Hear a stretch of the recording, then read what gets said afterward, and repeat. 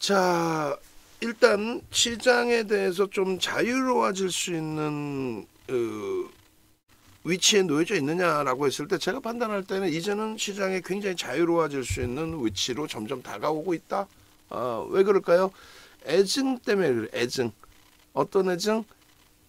우리가 정확하게 7월 말에 2차전지 종목을 다 팔았단 말이에요. 싹 다 팔았습니다.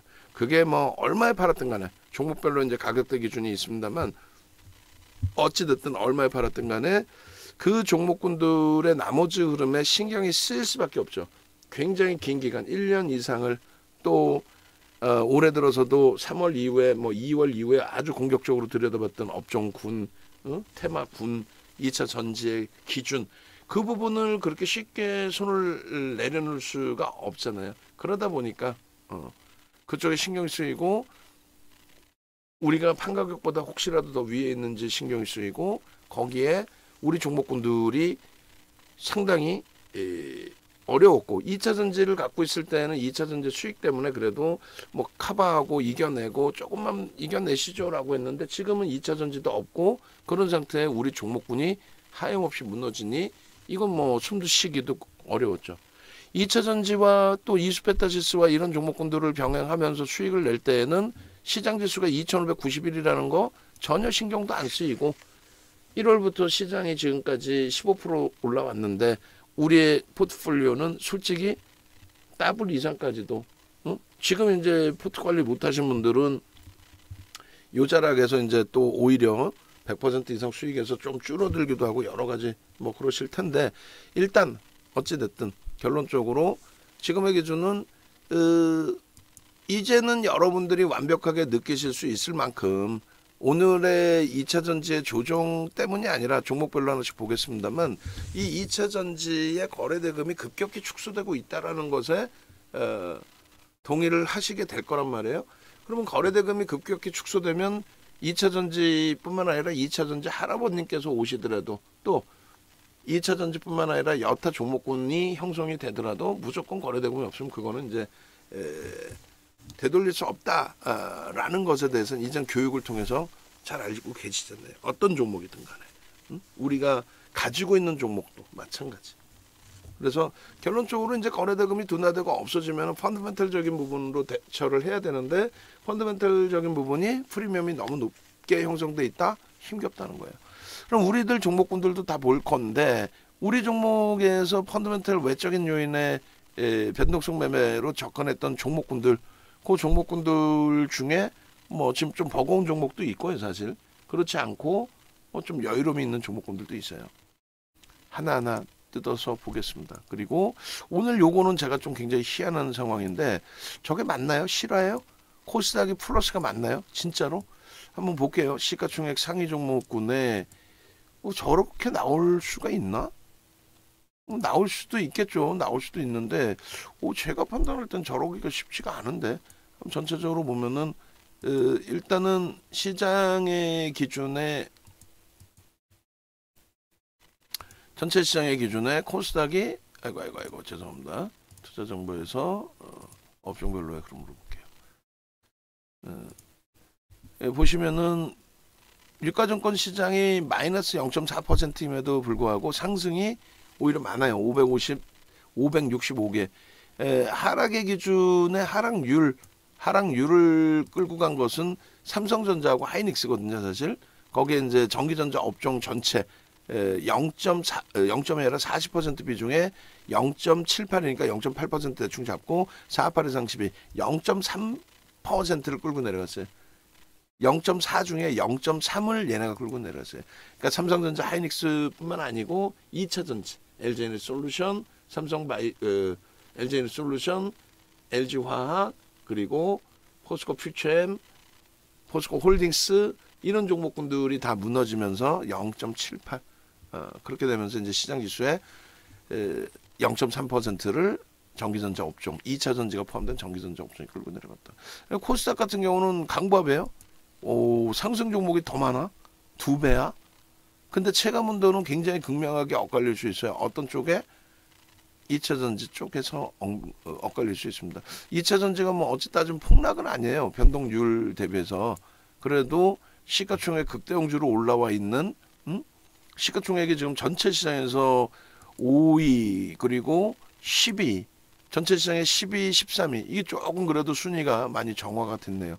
12, 13위까지 올라와 있는 이 친구들이 이제 무너진 건데 이 친구들이 시가총액 얼마까지 올라왔냐면요. 코스 그 에코프로가 40조까지 올랐었어요. 그죠? 160만 원 수준까지 160만 원 수준은 아니구나. 153만 9천 원이네요.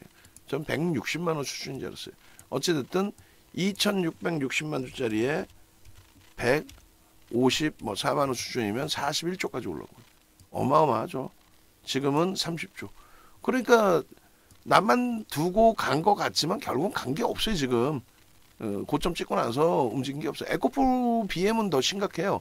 얘는 그 57조 수준에서 31조 6천억 58만 4천 원에서부터 45%인가 밀려있죠 지금.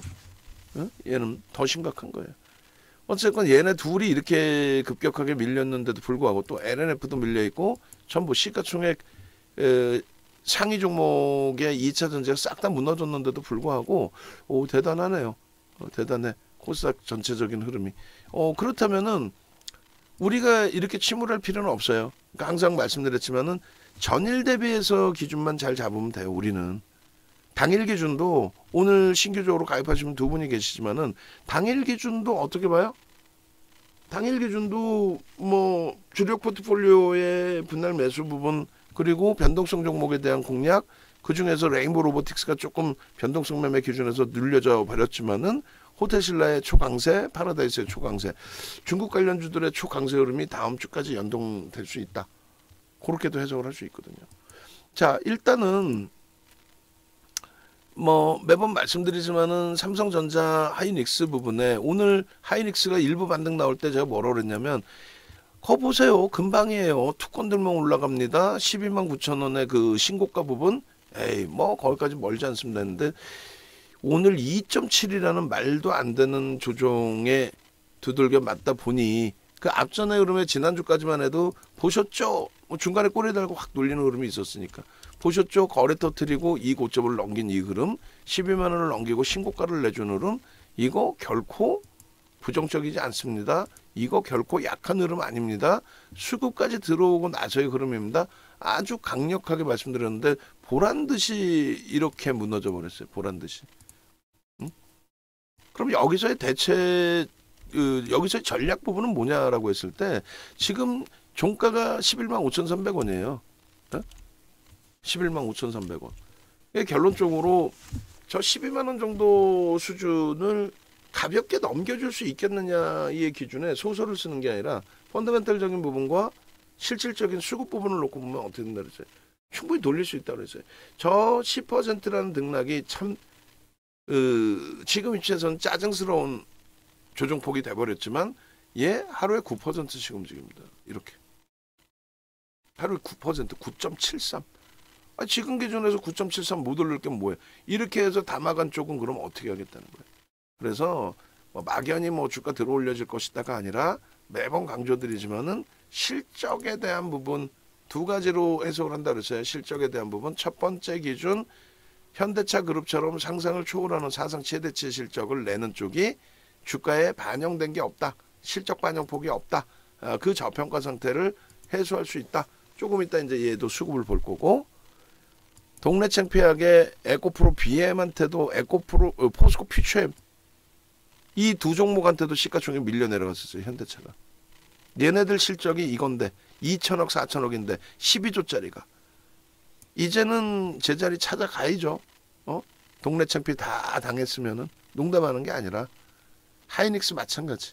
내년에 이 업황 개선폭 삼성전자 하이닉스의 이 업황 개선폭 보세요. 어느 정도 개선이 되는지. 이것 때문에 들어온 수급입니다. 그렇기 때문에 저걸 바탕으로 돌릴 수 있다라고 해석을 하자는 거예요. 말씀드렸죠? 변동성 종목의 거래가 죽으면 끝나는 거예요. 근데 주력 포트폴리오라서가 아니라 펀더멘탈을 가지고 있는 쪽은 거래가 좀 제한적으로 형성돼 있다 할지라도 전체 시황, 업황, 수급까지 다 놓고 보고 대처를 하면 무난하다라는 겁니다. 그래서 IT, 삼성전자 하이닉스 또 오늘 기준에 LG전자, 삼성전기 뭐 이렇다 할 내용도 없지만 또 고점 대비 다시 눌리고 끝났지만 말씀드렸어요. LG전자도 실패가 되더라도 양봉일 때 따라 붙는다. 바닥이권 기준에서 거래가 터지면서 돌릴 땐 더 강력하게. 그리고 삼성전기 마찬가지. 쭉 뻗어 올라가다가 뭐 종가 기준에 많이 미끄러졌어요. 16만 원을 향해서 가든 또 15만 원대까지 중반까지 또 치고 들어올리던 그 힘이 이렇게까지 또 처참하게 또 짓밟혀 버렸는데 수급은 어때요? 월등하죠. 그래서 이런 주력주들은 거래 대금이 아닙니다. 거래 대금 얘는 나오지도 않아요. 거래 대금이 아닌 실적, 업황, 수급 이 세 가지 기준 잡을 때 찬다. 그게 바로 자동차의 기준도 똑같다. 현대차, 기아. 아시겠죠?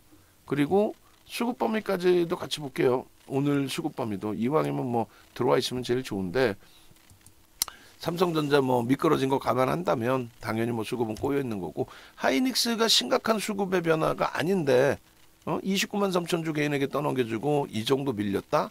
짜증스러운 거죠. 솔직히 말씀드리면. LG전자 그나마 일부 개선돼 있고 삼성전기 일부 개선돼 있고 이 개선폭이 확장돼야 됩니다. 그리고 LG화학도 오늘 뭐 2차 전지 무너지면서 같이 동반적으로 밀렸는데 삼성 SDI하고 순위가 바뀌어버렸어요. 근데 삼성 SDI가 어때요? 1.77 강세로 끝났죠. 나쁘지 않습니다. 나쁘지 않고 그리고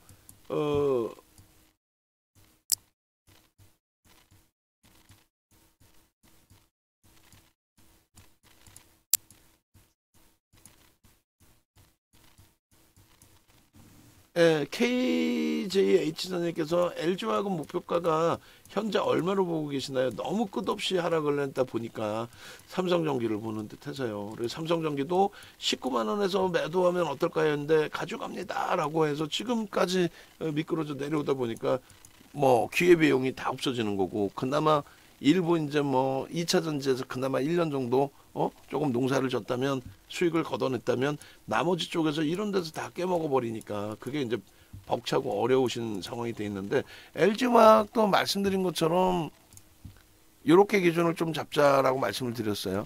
지금 사실상 뭐 올라온 것도 별로 없이 많이 두들겨 맞은 거예요. 2차 전지로 분류가 된다라고 감안을 한다면 수급도 뭐 너무 많이 꼬여 있고 근데 이제 이 수급 논리를 보실 때 어떻게 본다 그랬습니까?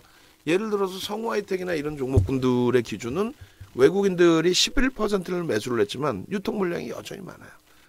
LG전자는 외국인과 그 주요 주주의 지분이 겹치지 않아요. 저 45%가 주요 주주로 포함되어 있는 게 아니란 말이에요. 그러니까 무슨 얘기냐면은 주요 주주와 외국인들 합산해서 85%, 기관들 지분까지 하면은 개인들이 10% 미만이에요. 개인들이 10% 미만. 그러니까 완전히 메이저들에 의해서 움직이는 종목인데 그래서 사실상 뭐 당연히 수급이 이렇게 들어와 주면 제일 좋긴 하지만 수급에 너무 민감하실 필요는 없다는 거. 이 수급 범위가 그렇게 뭐 어마어마하진 않기 때문에. 그래서 이제 수급을 이제 제외하고 설정을 해서 말씀을 드릴 텐데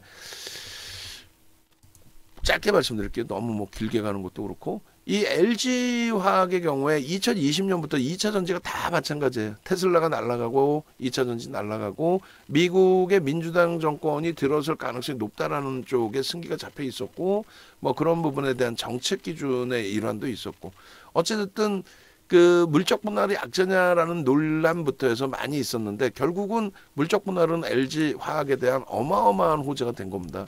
LG화학의 주주들께도 어마어마한 호재가 된 겁니다. LG화학의 물적 분할은 그 이슈가 됐던 범위가 요자락이에요. 7월 말. 그 물적 분할 하겠다라고 7월 말에 공표를 하고 나서 주가는 폭등이 나온 이후에 그리고 나서 조정을 받으니까 그때 돼서 이 물적 분할이 악재라고 표현을 한 거죠. 누가? 정치권에서 먼저 얘기한 거예요. 밑도 끝도 없이. 뭐 공매도가 뭐 엄청난 악재인 것처럼. 그래서 이제 이렇게 밀렸는데 결국은 요 줄거드린 요 7월 요 범위보다 미끄러진 적이 없어요. 이게 뭔데? 2차 전지에 대한 물적 분할을 하겠다. LG에너지솔루션 물적 분할을 하겠다라고 떠들었던 부분. 그게 이때 노출됐던 게 아니라 2000년 초반부터 항상 나왔던 얘기예요. 근데 흑자 전환이 되지를 못해서 IPO를 못했고 연 단위로 흑자 전환이 된 게 2020년도가 처음입니다. 그렇게 해서 이제 IPO를 한 거고 그렇게 하고 성공을 하고 105만 원까지 올라갔던 거예요. 이게 이제 3,300포인트. 그 3,300포인트 대비해서 시장의 지수가 이게 오버슈팅까지 해서 3,300포인트 기준에 이 주가잖아요. 사실 105만 원이. 그러고 나서 이제 뭐 고점 대비 지금 40%나 밀려 있습니다. 시장이 뭐 40% 밀린 것도 아닌데 대신에 저점 대비해서 올라온 것도 만만치 않다라는 거죠. 그 이상의 뭐 흐름 설정 범위로 해석할 이유는 없다. 지금의 기준은 물적 분할을 단행함으로써 LG화학의 가치 자체가 물적 분할을 한 그 지분 81.84% 120조 원대의 81.84%가 LG화학의 지분이란 말이에요. 그게 당장의 황금성은 없더라도 그 황금성에 대해서 시장은 얼마든지 언제든지 긍정적인 해석을 하고 있는 거죠. 결론은 지금 이쪽도 실적이 나오고 있는 지주사 성격의 또 2차전지 성격의 화학주란 말이에요. 화학의 기초 소재 또 물적 분할을 했지만 2차전지의 핵심 소재 부분까지 그 매출이 2차전지 핵심 소재 부분에서 상당하게 좀 영업이 포함해서 그래서 이쪽은 실적이 있는 쪽이에요. 뭐 예를 들면 뭐 포스코 퓨처엠 우리가 갖고 왔는데 그 포스코 퓨처엠이 시가총액 50조를 넘기면서 LG화학 시가총액을 넘긴 장중한테 넘긴 흐름까지 나왔죠. 그런 흐름의 기준을 잡았을 때 포스코 퓨처엠은 지금 순이익이 얼마? 6천억. 4천억인가요? 포스코 퓨처엠 2천억. 얘는요? 순이익이 2조 4천억. 10배죠. 그러니까 2차 전지를 같은 그 기준으로 설정할 수는 없어요. 그러니까 변동성 매매를 하는 쪽과 LG에너솔루션, 삼성 SDI, LG화학 이렇게 분류를 하는 쪽이 좀 나뉘어져 있어야 되는데 LG화학 같은 경우는 화학 분야와 그러니까 실적이 뒷받침됐다. 다른 거 다 떠나서 뭐 어떤 분야건 뭐건 결론은 이제 실적이 뒷받침돼 있는 기준, 내년 실적이나 내후년 실적까지의 기준이 전부 긍정적으로 해석이 될 수 있다라는 거예요. 기본적인 펀더멘털이 거기에 LG에너솔루션의 지분 가치가 100조 수준이 되죠. 근데 그거를 이제 뭐 주가 44조 시가총액에 전부 다 반영을 안 하더라도 예를 들어서 이제 그 모멘텀이 되는 게 오히려 이때는 뭐 여러 가지 요인이 형성이 됐겠지만은 그 모멘텀이 불거지자마자의 흐름이 돼 버렸어요. 뭐 2차 전지도 그렇고 뭐 시장 상황도 그렇고 시장도 2660 찍었다가 뭐 밀리고 뭐 이런 흐름이니까 결론적으로 이렇게까지 지금 밀려 내려와 있는데 캔들의 몸통의 크기가 작아져야 된다 그랬어요. 물론 이제 꼬리까지 포함도 돼야 되겠죠. 근데 요 자락에서 지금 더 이상 확장이 되면 안 되고 제일 중요한 거는 시가총액이 어쨌든 뭐 포스코 홀딩스가 위로 올라왔든 뭐 했든 홀딩스가 5위 그다음에 SDI가 6위 얘가 7위까지 미끄러져 버렸습니다. 현대차는 8위까지 미끄러져 버리고 결론적으로 LG화학의 시가총액도 많이 버겁게 미끄러져 있는데 지금 전체 시장의 시가총액 극대형주가 가지고 있는 실적 범위로 잡았을 때는 LG화학 부분의 지금 주가 부분은 펀더멘털상 2차 전지를 펀더멘털상으로 얘기할 수 있는 건 없잖아요. 하다못해 LG 에너지 솔루션 얘를 어떻게 펀더멘털상으로 얘기를 합니까? 얘는 유통 물량이 없으니까 저 주가 시가총액이 형성돼 있는 거예요. 누구처럼? 삼성 바이오로직스처럼. 얘 대주주하고 외국인 지분 합산해서 90%예요. 대주주 80%, 외국인 10%. 기관 지분 빼면 나오면 얘는 유통 물량이 없잖아요. 그러니까 셀트리온처럼 그렇게 이탈되는 흐름이 안 나와요. 57조가 뭐야? 내년 순이익도 1조가 안 나오는데 아무리 성장성이 뛰어나도 유통 물량이 없어서 그래. 얘도. 그리고 SDI하고 LG화학하고 붙어 있는데 실적의 기준 자체 달라요. 얘는 말씀드렸잖아요. 기업 분할을 했는데도 2차 전지가 또 있어. 핵심 소재 부분에 있어서. 그리고 화학 부분에 있어서의 실적까지.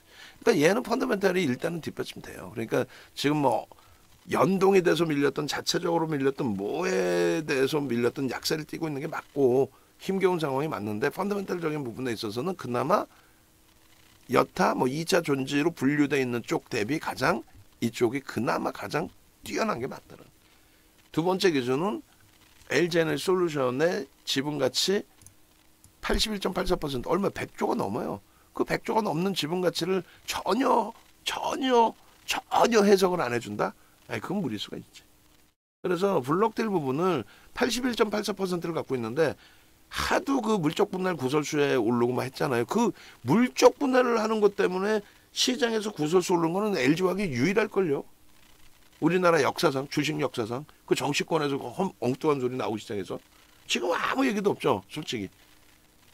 그런데 이제 민감하다 보니까 뭐 또 시장 상황도 지수가 2,600인데 블록딜 자칫 잘못 추진했다가 블록딜이 안 되면 그러면 회사채 발행하는데도 심각해진단 말이에요.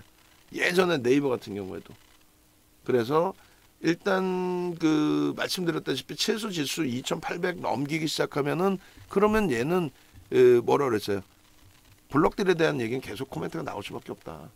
그것이 굉장히 큰 모멘텀이 돼요. 그러니까 실적은 뒷받침돼 있고 펀더멘탈적인 부분은 뒷받침이 돼 있고 그리고 실질적으로 이슈가 될 만한 블록딜의 내용은 그룹 차원에서도 우리 블록딜 안 해요.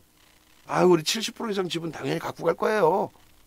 70% 이상도 아니에요. 70% 지분 갖고 갈 거예요. 그럼 81.84에서 11.84는 매각하겠다는 얘기 아니야, 대놓고. 농담이 아니라요. 그래서 그러한 부분까지 같이 연동을 시켜서 놓고 볼 수 있어요. 그러니까 뭐 기존에도 뭐 삼성 전기에 대한 해석도 마찬가지였지만은 그런 기준점을 가져가고 있다. 다만 비중에 대한 조절 부분에 있어서 기존에 이제 뭐 삼성전자나 이런 종목을 뭐 이런 종목은 100% 가져갈 수 있습니다. 중장기적으로라고 표현했을 때 오버해서 이제 굉장히 강력한 비중을 설정해 드린 부분들이 있어요. 종목별로도.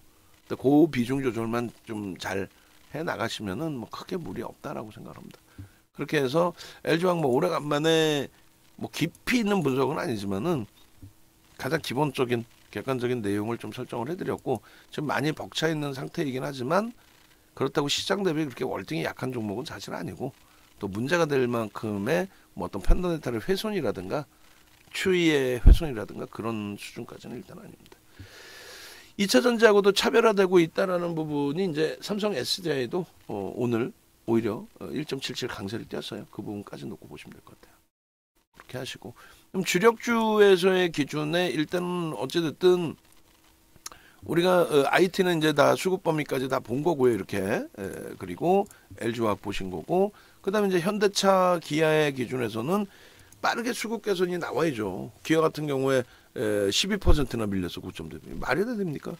실적이 상상을 초월하는데 시가총액 세상에 10위 밖으로 밀리고 에코프로 아이고 그런 친구들한테 시가총액 밀리면 되겠어요. 에코프로가 40조까지 올랐잖아요. 에코프로 실적이 얼마에 6천억인가 4천억인가요? 에코프로 BM이 4천억인가? 얘가 6천억이고 볼까요? 아니 순이익이 기아가 8조가 넘어요. 근데 에코프로 6천억짜리에 그것도 연결 실적에 시가총액 순위가 밀려 그냥 밀린 게 아니라 얘 40조까지 올랐다니까 41조까지 올랐죠. 얘 얼마요? 포스코 퓨처엠 7,700만 조 곱하기 70만 원 해주면 77에서 49, 77에서 49, 54조? 54조까지 올랐던가 얘가. 참나. 얘가 얼마요? 57조 올라서 57조. 얘가 얼마요? 60조 수준, 60조, 57조, 54조. 그러다 보니까 지금 정신이 하나도 없죠. 고점 대비 밀렸는데도 정리 못하겠고 내 원금은 저 고점에 있는 것 같고. 절대 안 돼요. 정리하셔야 됩니다. 2차 전지. 예, 농담하는 게 아니라 그 빠떼리 아저씨 데리고 갖고 곤장 때려야 돼. 이 녀석 아주. 지만 죽으면 되지 왜 사람 다 죽여놓는 거야? 결론은 기아의 뭐 완성차 업체들 뭐 PER이 원래 거짓말하지 말라 그래. 완성차 업체들 PER도 높을 땐 높아요. 그리고 얘네는 전기차 안 하나? 그럼 그렇게 따지면 전기차의 보조금이 제한적이어서 전기차 부분에 대한 실적 개선폭에 대한 실적 둔화에 대한 이런 부분도 논해야 된다라는 게 지금 이슈예요. 그래서 자동차에 눌림이 있어. 2차 전지 초점 박살나야지. 뭐 그 얘기하면 뭐합니까? 그래서 좀 이성적으로 접근을 가져가야 돼요. 근데 이성적으로 접근하기에 너무 지금 뭐 주가 눌려있으니까 그런데 다시 한번 얘기합니다.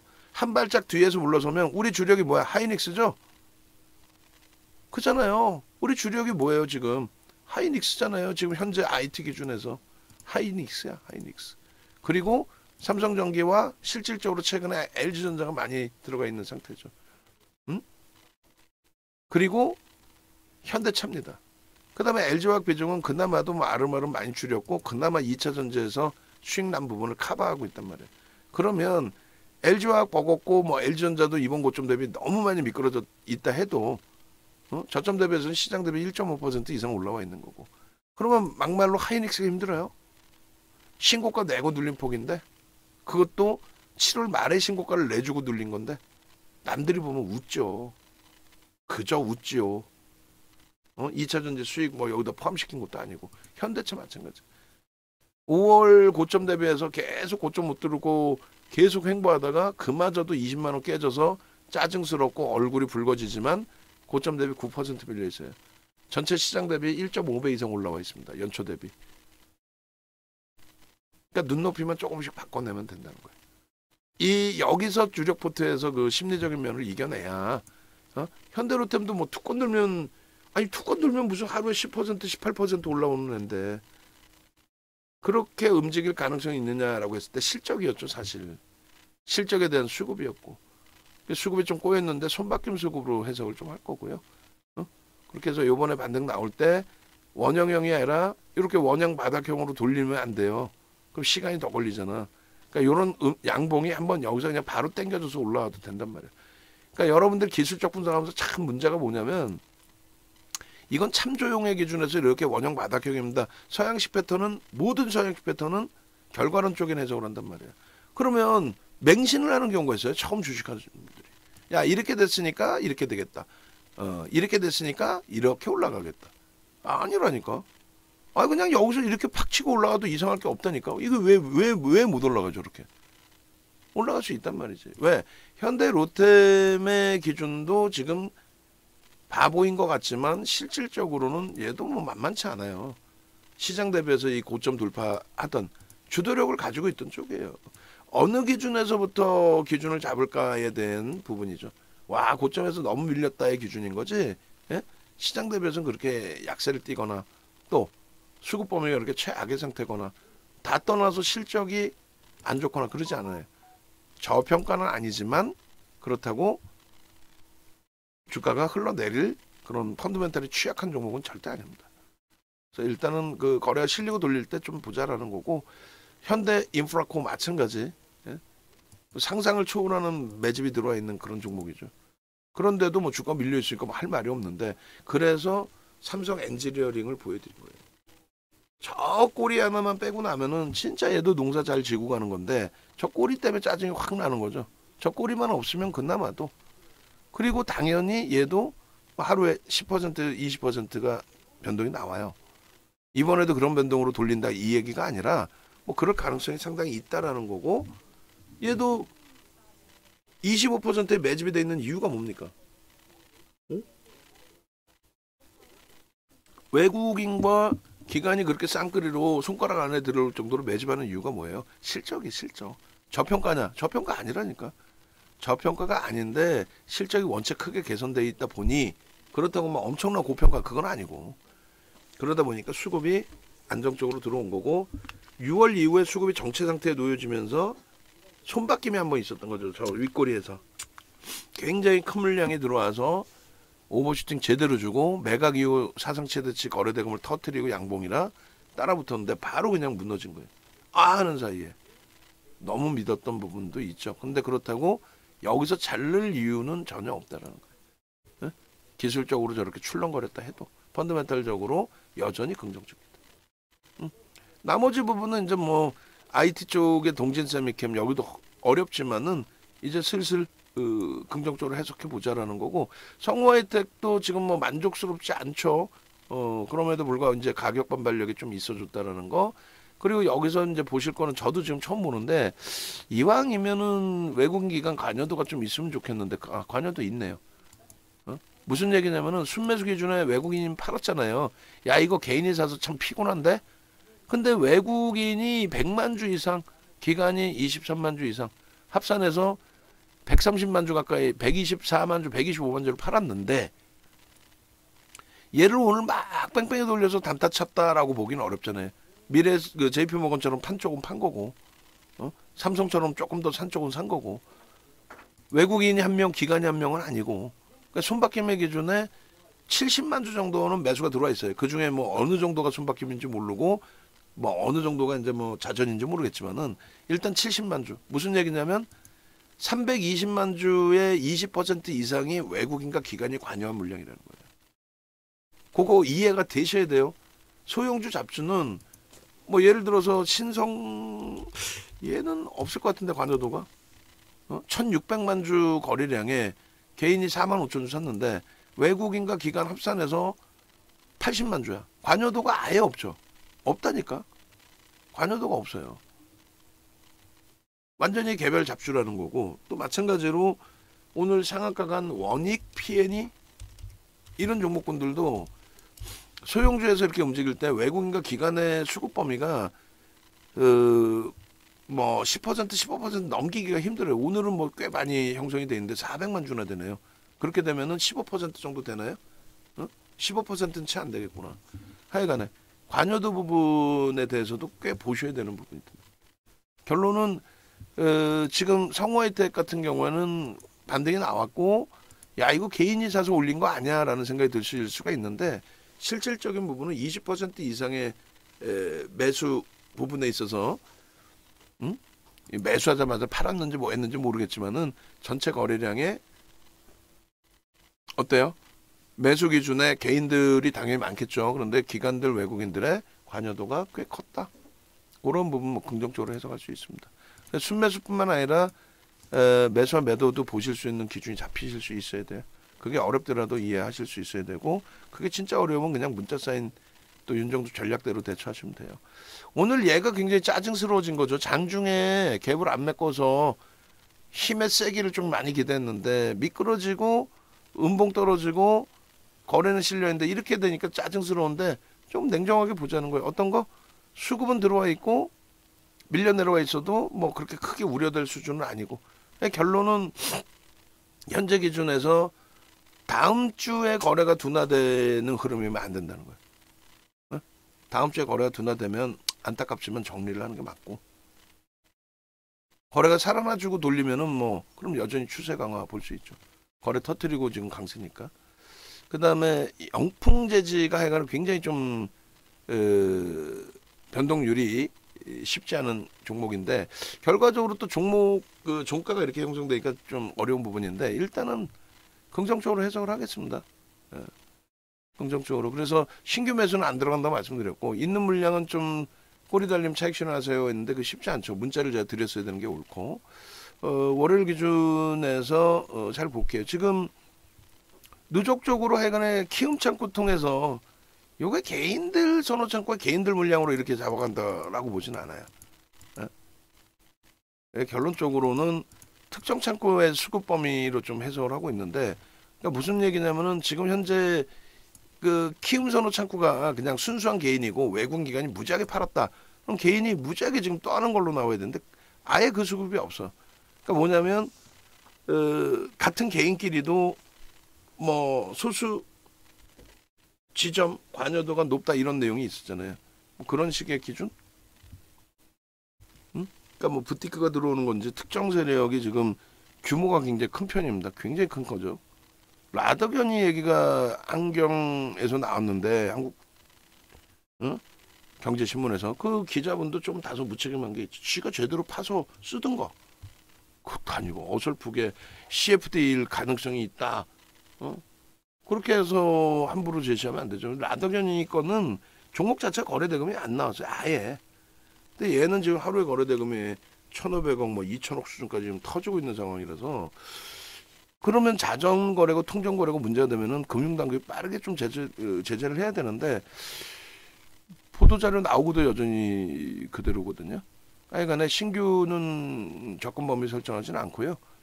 가지고 계신 물량을 최대한 고점에서 차익 실현 잘하고 나올 수 있도록 기준 잡을게요. 카카오뱅크는 다음 주에 거래가 없으면 가격 반발력, 시장 반등 뭐 이용해서 빠져나오는 걸로 기준 잡을게요. 거래가 없으면. HPSP, 그 다음에 한미반도체, 주성엔지니어링, 동진세미캠 같은 맥락 수급 보시고, 그 다음에 하이닉스나 이런 쪽의 기준 같이 보시고, 그다음 오늘 뭐 손바뀜 기준에 이미 벌써 외국인들이 MSCI 지수 편입에 대한 부분 액티브 쪽에서 다 매수가 들어와 있는 상태다. 그거 한번 계산을 한번 해볼게요. 계산을 한번 해보고 그럴 것 같지는 않은데요. 누적적인 수급 범위가. 그럼 신규적으로 들어올 수 있는 물량이 이제 어느 정도냐 그것도 확인해보고 좀 제한적일 거예요. 그것 때문에 막 폭등 나오고 뭐 이미 에코프로처럼 다 편입이 돼 있는 상태라면은 오히려 오늘 뭐 에코프로는 빠졌고, 그러니까 맹신하지 마시고 그게 뭐 엄청난 재료인 것냥 시장에서 이야기 나오는데 시가총액 4조 6천억입니다.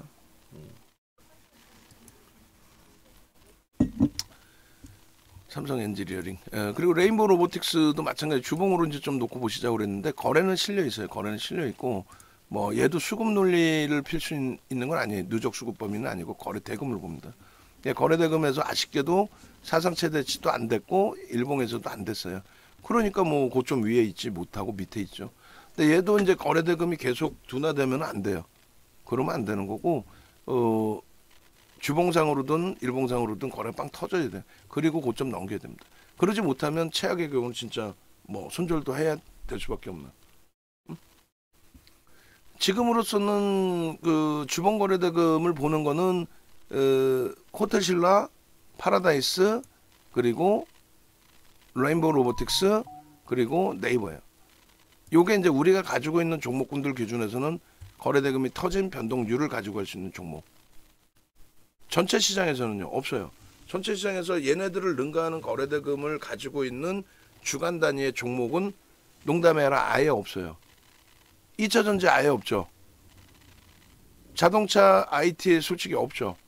그러면 있는 거라는 뭐 속단 표현 개잡주들 뭐 파워로직스 이런 애들, 얘네들은 거래대금 실려 있지 지금.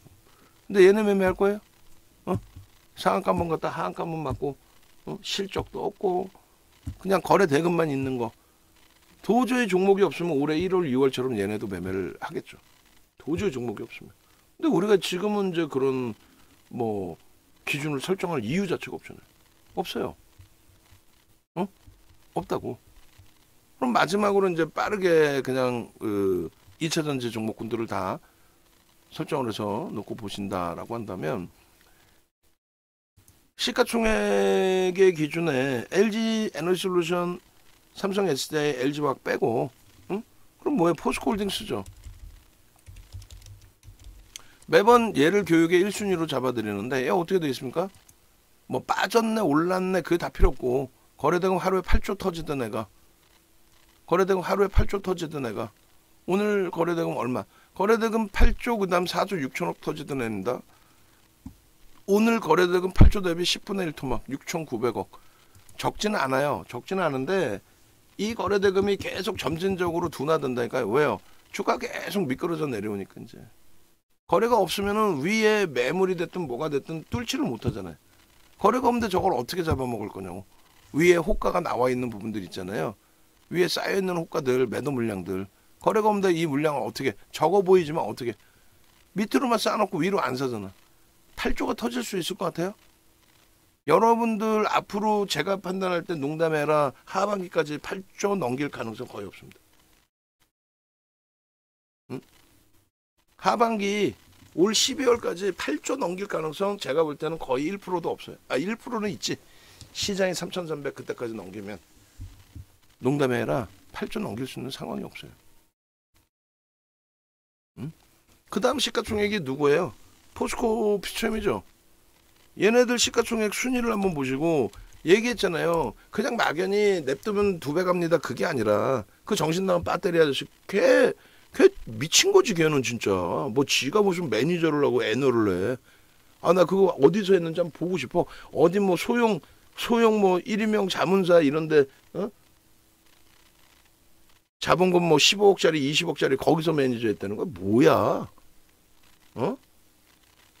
애널리스트 분들 들으면 화내실 수 있을 수 있는데 애널리스트는 그렇게 뭐 어마어마한 것도 아니에요. 펀드 매니저라고 뭐 어마어마한 거. 우리 그 저 이용철 전문가 그다음에 이다운 대리 자산운용 인력 자격증 다 갖고 있어. 그게 여러분들이 우리가 얘기한 펀드 매니저인 거예요. 농담해라. 그 뭐 엄청난 것처럼 떠들고 다니면서. 그러면 종목이라는 거는요, 애널리스트는 기술적 분석을 안 합니다. 왜요? 기술적 분석이라는 수급이라고 그랬잖아요. 수급을 보는 거라 그랬잖아요. 기술적으로 포스코 퓨처엠에 여기가 이탈되면 그런 말이 어딨어. 내일부터라도 ETF 상품에 돈 들어오거나 뭐 어떤 돈이 들어와서 확 들어오면은 그럼 들어 올리는 거지. 그러니까 그거는 기술적 분석은 애널리스트의 분석 분야가 아니에요. 시황은 기술적으로 할 수 있어. 그거는 이제 뭐 예를 들면 추세가 무너졌는데 이런 내용이 아니라 예를 들면은 전체 시장에 지금처럼 2차전지 ETF의 자금이 어느 지수대에서 몰려서 들어왔고 그 물량의 로스컷 범위가 어느 정도 수준이고 거기서 로스컷이 나오기 시작하면은 어느 정도까지 밀릴 거다. 요런 기술적 분석을 했어요. 요런 수급 논리에. 근데 종목은 아닌 거야. 종목을 포스코 퓨처엠을 뭐 외국인이 뭐 몇 퍼센트를 누가 갖고 있는데 그거 어떻게 하냐고. 추정치인데. 결국은 펀드멘탈적인 분석인데 그 배터리 아저씨 그 정신 나간 애는 애널리스트 출신이라고 했다가 펀드 매니저 출신이라고 했다가 그럼 애널리스트 출신의 기본적 분석을 했을 때 얘가 실적이 있냐고요. 지금 없잖아. 수주잔고 100조에 달하는 그 100조를 넘는 수주잔고가 그게 3년치, 4년치, 5년치란 말이에요. 정확히 따지면 한 4년치라고 보시면 되는데 그럼 한 달에 1년에 25조짜리예요. 시가총액이 55조까지 갔잖아요. 53조, 54조. 매출이 25조짜리가 물론 매출 수주가 더 들어올 수는 있겠지만 확인하고 들어가도 절대 늦지 않는다는 거예요. 그러니까 결론은 저평가가 아니고 프리미엄 어마어마하게 붙어 있다는데 그거를 애널리스트가 프리미엄 붙어 있는 애를 끝내준다 이렇게 표현한다는 자체가 정신 나간 애고 2년 후에는 뭐 200만 원 가 있을 겁니다. 에코프로가 그것도 정신 나간 애고 펀드 매니저라고 한다면 기술적인 분석을 하는 거죠. 기본적 분석 당연히 하는 거고 기술적으로 접근 범위를 설정하는 건데 어떤 정신 나간 애가 윗골이 달리고 거래대금 최고점에 터진 가장 기본적인 병고기래 기준에 7월 말에 저는요 2억을 샀어요. 7월 28일, 7월 31일 날. 아니 나 맞짱 토크 한번 하고 싶어. 오늘 그 관계자 오셨는데 내가 여쭤보려고 그래. 어떻게 됐나요? 뭐 맞짱 토크 그쪽하고 한다는 부분. 그 친구가 안 할 걸? 어지간해서 안 하겠죠. 왜 하겠어 지가. 손해보는 게 많은데. 당신 매니저 출신이라며 그럼 기술적 분석을 해야죠. 아니 고점 대비 40% 50%씩 빠졌는데 그 다음날 기술적 반발력을 이용해서 들어가려고 1억 2억 주고 돈 주고 샀다라는 거예요? ETF 상품을? 그렇게 해서 그걸 2년을 갖고 하려고? 기술적으로 잘라내야지. 애널리스트면은 기본적 분석을 통해서 펀더멘탈이 안 되는데 이걸 산다고? 정신 나간 거지. 그럼 당신의 정체는 뭐야? 결국은 나쁜 사람인 거잖아. 금양에서부터 사기치고 다니고. 응? 벗어날 때 벗어나셔야죠. 포스코 퓨처엠 이거 어떻게 돼 있어요? 36% 빠진 게 문제가 아니라니까요. 하루에 거래대금 3조를 얘가 터뜨릴 수 있을까요? 조금 희박하단 말이에요. 1조 겨우 넘기던 애가. 아무리 큰 모멘텀이 나와도 포도사 모멘텀이 나와도 우리가 배운 그대로만 하자고 그랬죠. 3조 넘기던 게 얼마? 20분의 1 토막이 나왔어요. 거래가. 근데 얘를 사요? 양봉일 때는 안 팔아도 된다 그랬죠. 지금 무조건 팔아야죠. 유튜브가 아니라 케이블 정도에서는 해야지. 유튜브는 케이블. 유튜브가 크긴 크다고 해도 안 하려고 그러지. 걔가 하겠어요. 그 친구가 하겠냐고. 잃는 게 더 많은데. 지가 혼자 떠들어대니까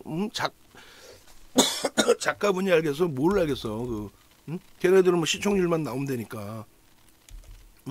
그러니까 그냥 헛소리해도 그냥 웃어 넘겨주고 그 받아주는 사람, 이야기 받아주는 사람들은 바보여서 그 사람 얘기하면 다 듣는 것 같아요?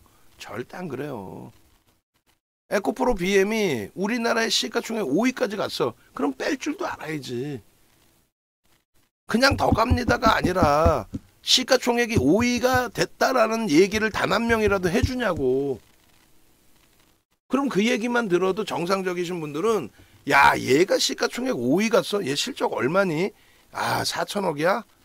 순이익이 4천억인데 얘가 60조 가까이 올라온 거야? 야 현대차가 12조 순이익인데 걔를 짓밟아 놓고 얘가 올라가서 야 이거 꺾이면 죽을 수 있겠는데? 꺾이면 45% 내려지 고점 대비. 배터리 정신 나간 친구가 자, 저는요, 에코프로를 그 팔라는 얘기가 아닌데, 잘못 인식을 하신 것 같아요. 어? 쉬어간다는 얘기를 했는데, 아이고. 28일 날 저는요, 28일 이날이에요. 저는요, 대우증권에서 발행한, 미래에셋에서 발행한 ETF 1억 샀고요. 31일 날 또 1억 샀어요. 지 혼자 죽든가. 미래에셋 산 이유는요, 아유, 수익률이 목표인데, 미래에셋 애들이 뭐 중국 뭐 어쩌고저쩌고 해봐야 그거는 뭐 그거고, 내 돈이 목적인데요. 어? 내가 담고 있는 8가지, 내가 여기저기서 떠들고 다니는 8가지, 그 비중대로 실었대요. 그래서 내가 샀어요. 쥐만 죽든가. 두 개의 평균 단가 편입한 게 여기였다고 치면 21% 빠졌네 벌써. 근데 여러분들이 시각적으로 보시더라도 얘는 어떻게 될 것 같아? 윤정도가 볼 때는 뭐 폭락하라고 기도할 이유도 우리가 없고, 다만 과도하기 때문에 제가 볼 땐 더 밀립니다. 고점 대비 보통 얼마 밀린다 그랬어요? 70% 밀린다니까요. 농담이에요. 네이버, 카카오, 셀트리온 전부 70% 이상 밀린, 70% 전부. 더 밀릴 수 있죠. 얘네는 거품이 너무 심화돼 있었으니까. 에코프로는요, 그나마 버틴겼는데 얘가 뭐가 있어? MSCI 지수 편입에 17조? 지금 매집 다 끝났고 편입 다 끝났고 뭐 어떻게 할 거야? 걔 끝나고 나면은 HMM 우리도 들어갔던 종목인데, MSCI 지수 편입되고 나서 정점 찍고 나서 어떻게 했어요? 그 물량에 대해서 패시브 자금 물량은 출회되지 않습니다라고 했는데 결국은 대차로 다 쏟아져 버렸죠. 그러니까 중요한 거는 거래가 없는 거야. 거래가 그냥 끝났잖아요. 그럼 빠지고 나와야 되는 거야. 근데 끝까지 미련을 갖고 하죠. 우리도 솔직히 늦게 빠져나왔어. 윤정도 욕심을 내갖고. 왜? 시각적인 수급이 굉장히 컸거든. 근데 분명히 이때도 저평가 아니라고 분명히 얘기했어요. 왜? 일시적인 실적 부분은 얘네가 안고 있는 부채를 커버하지 못한다. 그 이자 비용까지도. 분명하게 말씀드리죠. 똑같은 거야. 지금의 2차전지 그 친구들의 논리하고. 에코프로까지 보셨잖아요. 나머지 부분 포스코 인터내셔널 정도는 유통 물량이 없어요. 80% 대주 지분에 외국인이 5%예요. 그러니까 적은 유통 물량 때문에 지켜질 수 있는 부분이 있는데 거래가 어때요? 주봉으로 보실 때 둔화되죠. 그럼 얘도 어느 한 시점에 툭 밀리면 툭 하고 깨져요. 이게 카카오 페이하고 비슷한 기준을 잡으셔도 돼요. 카카오 페이하고. 얘가 유통 물량이 없거든요. 그렇게 해서 상한가까지도 갔단 말이야. 잘 버틴겨. 얘는 뭐 어마어마한 오버슈팅이 아니었으니까. 그 다음에 거래대금이 없으니까 어때? 질질질질. 아예 뭐 30%뿐이 안 밀리는. 오른 게 별로 없으니까 오른 거 다 까먹은 거지. 3분의 2를. 그러면 포스코 인터내셔널 3분의 2를 까먹는다고 치면요. 쟤는 안 올라왔던 거고 3분의 2면 요자락 4만 원까지 내려오고 있는데, 예를 든다면 4만 원까지 내려와서 이상할 거 있나요? 가시적으로 지금 실적이 반영이 돼서 저평가입니다의 기준이 아니잖아요. 그죠? 그럼 우리가 들어갔던 쪽의 기준만 설정해서 보시면 포스코 인터, 포스코 DK, DX 35%. 그 다음 범위의 흐름은 거래 급감했죠. 거래 급감했잖아요. 이거 어떻게 할 거야? 코스모 신소재 마지막 자락에서는 아프지만 잘라내자고들 했잖아요. 응? 코스모 화학 거래 대금 보시라는 거예요. 코스모 화학 얘는 반등도 못하고 죽어버렸죠. 응? 거래 없잖아요. LNF도 들어가기만 하면, 죄송스러운 표현이지만 들어가기만 하면 손절이야. 희한한. 응?